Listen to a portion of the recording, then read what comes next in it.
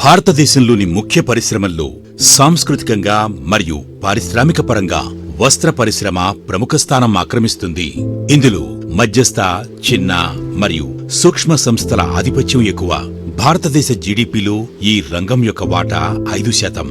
ఒక టెక్స్టైల్ యూనిట్లో 4 కీలక ప్రక్రియలు ఉంటాయి: ఫ్యాబ్రిక్ ప్రీట్రీట్మెంట్, డైయింగ్, ప్రింటింగ్ మరియు డైయింగ్ అండ్ ఫినిషింగ్. ఫ్యాబ్రిక్ ప్రీట్రీట్మెంట్లో బ్లీచింగ్ ప్రక్రియ ఉంటుంది. ఇది వస్త్రం యొక్క సహజ వర్ణాన్ని శుభ్రపరిచి తదుపరి ప్రాసెసింగ్ కోసం తెల్లని ఉత్పత్తిని సిద్ధం చేస్తుంది. డైయింగ్ వస్త్రానికి రంగును జోడిస్తుంది. బ్లీచింగ్ మరియు డైయింగ్ అధిక ఉష్ణోగ్రత వద్ద ఎక్కువ సమయం పాటు జరుగుతుంది కనుక సిస్టమ్ యొక్క పనితీరు తక్కువ సామర్థ్యంతో ఉంటుంది. సాధారణంగా జెట్ డైయింగ్ మెషీన్లు లేదా బ్లీచింగ్ మెషీన్ల నుంచి వచ్చే వృధా నీరు 70 నుండి 90 డిగ్రీల సెల్సియస్ ఉష్ణోగ్రత కలిగి ఉండి శుద్ధి కర్మాగారం లేదా సిఈటిపిలోకి ప్రవహిస్తుంది. ఫలితంగా అధిక మొత్తంలో ఉష్ణశక్తి వృధా అవుతుంది. వేస్ట్ హీట్ రికవరీ సిస్టమ్స్ ఉపయోగించడం ద్వారా ఈ వృధాను అరికట్టవచ్చు. ఈ వ్యవస్థ కేంద్రీకృత ట్యూబ్లను కలిగి ఉండే పైప్ ఇన్ పైప్ రకం హీట్ ఎక్స్చేంజర్లు ఉపయోగిస్తారు. లోపలి ట్యూబ్ ద్వారా అధిక ఉష్ణోగ్రత కలిగిన మురుగునీరు ప్రవహిస్తుంది. బయటి ట్యూబ్ ద్వారా సాధారణ ఉష్ణోగ్రత కలిగిన మంచినీరు ప్రవహిస్తుంది. హీట్ ఎక్స్చేంజర్ సామర్థ్యాన్ని మెరుగుపరచడానికి మంచినీటి ప్రవాహంలో అవసరమైన అడ్డంకుల ఏర్పాటు ఉంటుంది.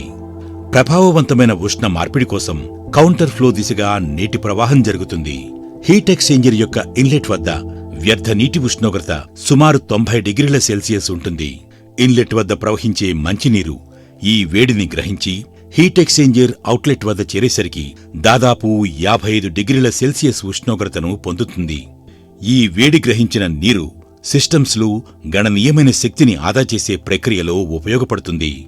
హైడ్రో న్యూమాటిక్ సిస్టమ్ నీటి పంపు యొక్క అవసరాన్ని తొలగించి నీటి ప్రవాహం మరియు పీడనాలను క్రమబద్ధం చేస్తుంది. ఈ ప్రక్రియలో ఉత్పత్తి చేయబడిన వేడి నీటిని బాయిలర్ ఫీడ్ వాటర్గా ఉపయోగించడం ద్వారా శక్తి సామర్థ్యం మెరుగుపడుతుంది. అందువల్ల వినియోగం తగ్గడమే కాక ఈ ప్రక్రియ సమయం కూడా ఆదా అవుతుంది. ఈ విధంగా పరికరాలపై భారాన్ని తగ్గించడం ద్వారా బాయిలర్లలో థర్మల్ షాక్ను నిరోధిస్తుంది. వేస్ట్ హీట్ రికవరీ సిస్టమ్ యొక్క ఇన్స్టలేషన్ కు మొత్తం ఖర్చు సుమారు 6 లక్షల నుండి 8 లక్షల వరకు అంచనా వేయబడింది. ఫలితంగా సంవత్సరానికి సుమారు 80 నుండి 100 టన్నుల బొగ్గు వాడకాన్ని ఆదా చేయవచ్చు. ఇందుకు వెచ్చించిన పెట్టుబడి 1.5 సంవత్సరాల్లో వెనక్కి వచ్చేస్తుంది. ఇది దాదాపు 40 నుండి 50 టన్నుల చమురు శక్తి ఆదాకి సమానం. దీని ద్వారా సంవత్సరానికి 3 లక్షల నుండి 4 లక్షల రూపాయలు ఆదా మరియు సంవత్సరానికి 170 నుండి 180 టన్నుల కార్బన్ డయాక్సైడ్ ఉద్గారాలను అదుపు చేయవచ్చు. హీట్ ఎక్స్చేంజర్ చాలా మంచి పద్ధతి. దీన్ని ఉపయోగించడం ద్వారా మనం చాలా శక్తిని ఆదా చేస్తాం.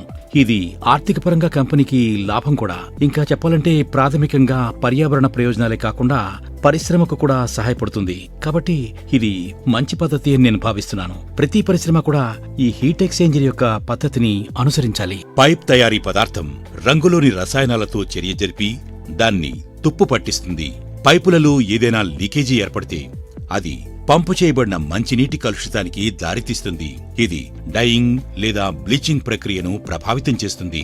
అందువల్ల అటువంటి సమస్యలు నివారించడానికి వేస్ట్ హీట్ రికవరీ సిస్టమ్ను క్రమం తప్పకుండా తనిఖీ చేయాలి. తదనుగుణంగా హీట్ ఎక్స్చేంజర్ యొక్క మెటీరియల్ను ఎంపిక చేసుకోవాలి. ఈ ఆధునిక సాంకేతికత తక్కువ ఉష్ణోగ్రతలో మురుగునీరు విడుదల చేయటం వల్ల శక్తి ఆదా అవుతుంది.